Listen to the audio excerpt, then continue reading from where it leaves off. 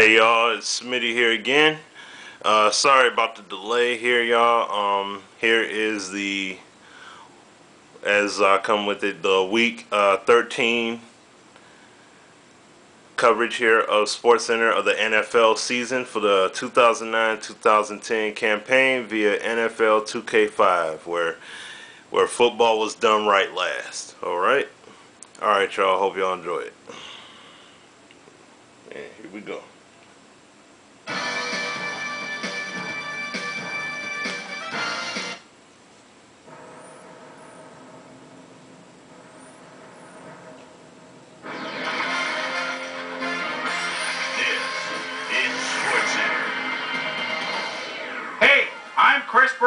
Got a lot of games to cover. Let's get at it. In our first game this week, we had the Jaguars come away with a 2-point nail-biting win. We had a big injury in this one, and Trey has the lowdown for us. Trey? All right, Boomer, thanks. In front of you, we've got the AFC Infirmary Report. And as you can see, they were hit hard this week. This guy is probably the one that most leaps out at you. Unfortunately, the doctors have confirmed a cracked vertebra in his neck, keeping him out for the rest of the season. In front of you, we've got the NFC list. And as you can see, they could form their own MASH unit.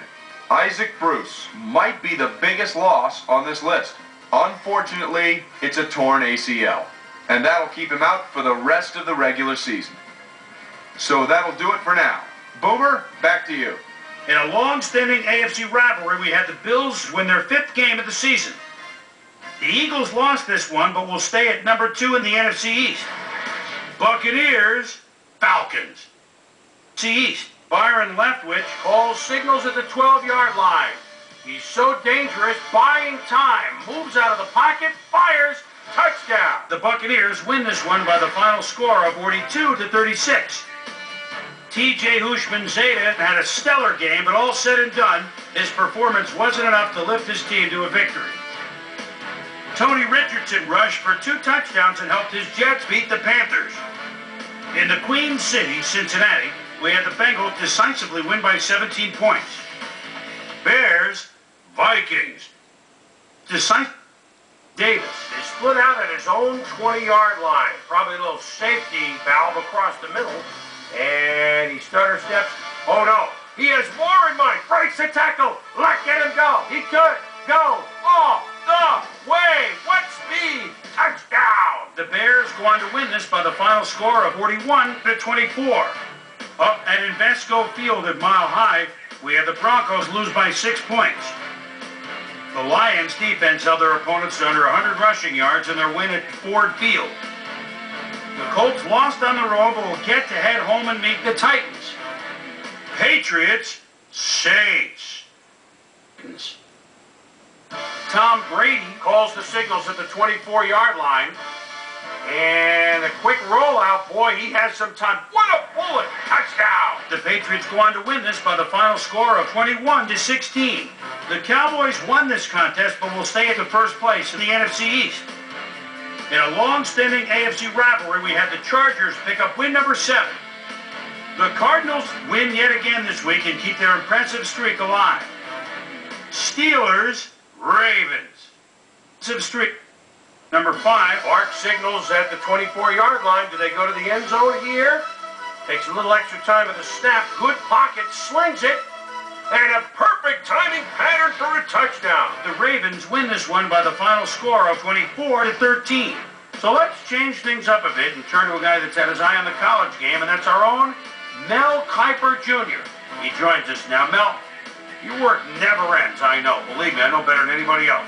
But it's never too early to start thinking about next year's draft, is it? Never too early indeed. And now that, for the most part, the regular season in college football is behind us, we can really start looking back at the guys that have impressed me the most across college campuses this year. Ramos is a guy right off the bat that's really impressed me thus far. 5'10", 188, out of West Virginia. And this is a guy that's shown absolutely blazing speed in his ball games this fall. His closing speed combined with his quick feet and hands have scouts salivating over his potential. Russell is another guy that's starting to make some noise with a terrific senior season. He was a virtual unknown coming into this year, but people are starting to project him to have a solid NFL career. I'm starting to jump on the bandwagon as well. So that'll do it for now, but you can guarantee that the big board is going to see a lot of risers and fallers between now and April. So another week in the books here at ESPN, but what do you say we hand out a few game balls before we go? Here's my prime time player. That'll do it, sports fans. I'm Chris Berman, and thanks so much for joining us here in the Bristol studios.